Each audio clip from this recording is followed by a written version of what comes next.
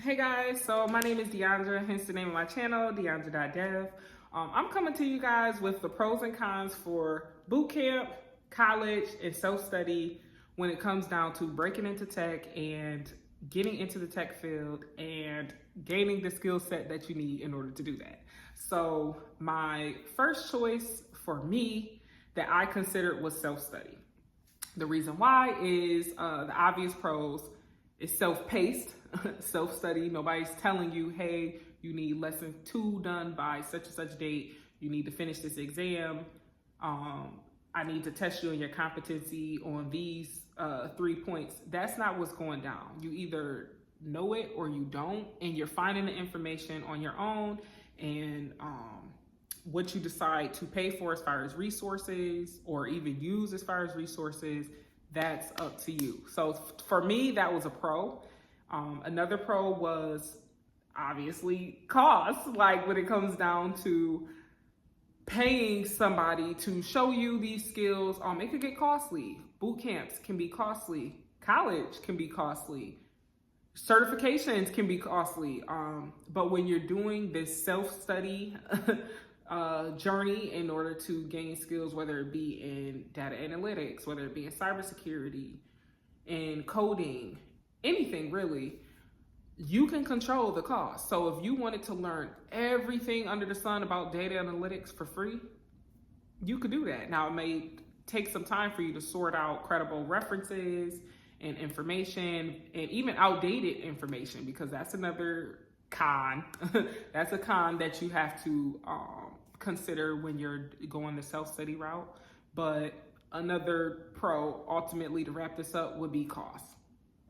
3, I would say, pro of going the self-study route is you don't have to stick with that core that you're starting off with. So, and this kind of flows into 4. If you want to go to school, or you're considering self-study for, say, coding, and you want to learn how to be a software programmer, if you want to dibble and dabble into website development so that you could, say, make some extra money, or just have some extra skills that you could showcase to employers, you could do that. Versus if you enroll yourself into a boot camp that is for coding, the odds of them veering off into these other fields are virtually 0, because you're already on a super strict timeline in order to complete certain studies, and there's just no flexibility for that. Number 4, which, like I said, kind of goes hand in hand with number 3, is since you are the one that's figuring out what it is that you need in order to develop these skills, similarly, you can make a decision before investing a considerable amount of money as to whether or not you even want to stick with it. Like, I feel like tech is such a buzzword nowadays, and people are just, I want to get into tech. I want to make 6 figures. I want to tech. But half the time when you ask somebody what is it that you want to do within tech, a lot of people don't know. They pulled up a Google search. Like, I know what I did. I'm not ashamed. How do you make 6 figures? What is the fastest way to get into said field? What are some ways that you can learn the skills needed for said field? So I get it. We're all looking to make certain shifts for lifestyle changes and the desires and needs of our lifestyles. But if you go into this and you don't know whether or not you want to do it, I would suggest going the self-study route first. That's what I did. 2 years ago, I was in school for surgical technology, and I started teaching myself, I think it was SQL and Python. I want to say it was Python too. And I didn't know what I was doing, y'all. I signed up for all of these free apps, which, by the way, the self-study route, as I'm pivoting into the cons, is a lot of times what may appear to be the cheaper option or the free option may not be so cheap or free, and here's why. So some cons for self-study. 1, there is a such thing as bad code or bad practices within the tech realm. Just because you can learn it for free doesn't mean that you're not picking up bad habits or you're not getting outdated information, or you're not learning a way that is like biased to a particular industry or company.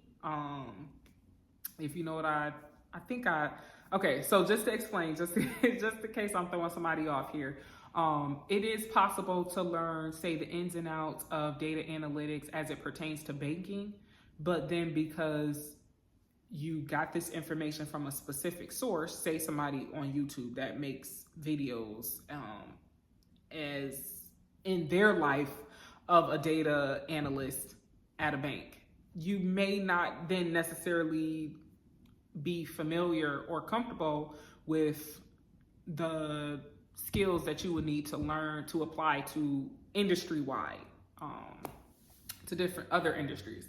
So there's that. Number two is it requires discipline. Not everybody has discipline. I know for me, I would log on, I would do like some coding lessons. I would get kind of stuck they start talking about strings and loops, and I would be like, what's going on here? And eventually and it was for a few different reasons, but eventually I just kind of like fell off of that paddy wagon because self-study was not for me. It was for me so that I can know whether or not it was something that I truly enjoyed and if I felt like I could do it. And the answer was yes and no. I felt like I am absolutely passionate about learning coding, but not necessarily for another company. So when it came down for me to study coding and really get my grip on how to code, well, at least the basics, I was the most passionate and motivated ever when I started thinking about the apps that I wanted to code and certain softwares that I would like to release in order to make money, help the world. You know, I got my own passion projects that I have lined up in my head. And I was like, I don't think I would want to do this for a company, but I'm glad I started off not in a boot camp where I done shelled out all these thousands of dollars or even like your time. Let's say the boot camp, you know, was free or something. It's still your time. Time, as we know, is more precious than money, for real. So that is a con. And then I would say the last con is you don't really have a network, so to speak. Now you can create one, you can go out and find a mentor and some tutoring and some people to chat with on these forums and things like that, but you don't have somebody that's actively on pace to complete certain tasks and to learn certain things that you can reach out to, or even another peer that you can reach out to, unless you go out and create it. So that's how I feel about self-study. My next choice, I would say, that was never really on the table, but I'm gonna touch on it because I realize it's a very popular way for people to go when it comes to breaking into tech, and that's boot camps. Boot camps can be anywhere between free, for real. There are free boot camps or scholarships that can allow you to attend these very short-paced trainings, or short-term trainings rather, for cheap or free. And they go all the way up to 15, 20,000 plus for these boot camps that could be 3 months, 6 months, 9 months, even a year if it's like super part-time. And I personally just don't think it's worth it. I considered doing a boot camp a while back when I was like looking into coding, and that was mainly because we all know how much you can make as a coder. And I kept just thinking about like, okay, well, if I drop this amount of money, it'll buy me this type of income within 3 to 6 to 9 months. And I had to get out of that thinking because no, it actually necessarily won't, but it will buy you into $16,000 or $17,000. I think here, at least I was looking at a cybersecurity boot camp that's within my area. And granted, it's provided by a prestigious college in my area, but $17,000 for a boot camp, y'all. I'm currently enrolled in a school where the tuition for the degree that I'm pursuing, which is in cloud computing at Western Governors University, is $3,800. $3,800 per semester, which is every 6 months. So essentially I'm spending a little over $7,000 in 7,600 per year. And it's like, if I could complete 2 years of college for less than the cost of this 6 to 9 month boot camp, what are we really talking about here? Like, when I go to apply for jobs and things like that, even if I never look back at the tech field again, that's not the type of investment that I personally want to make, and I don't have a degree next to my name. Like, it's just not what I'm trying to do. And not only that, boot camps are very strenuous. If you get on YouTube or talk to people that you know that were enrolled in boot camps, some people think that they are amazing. It was a great way to fast track them into their careers. A lot of boot camps have a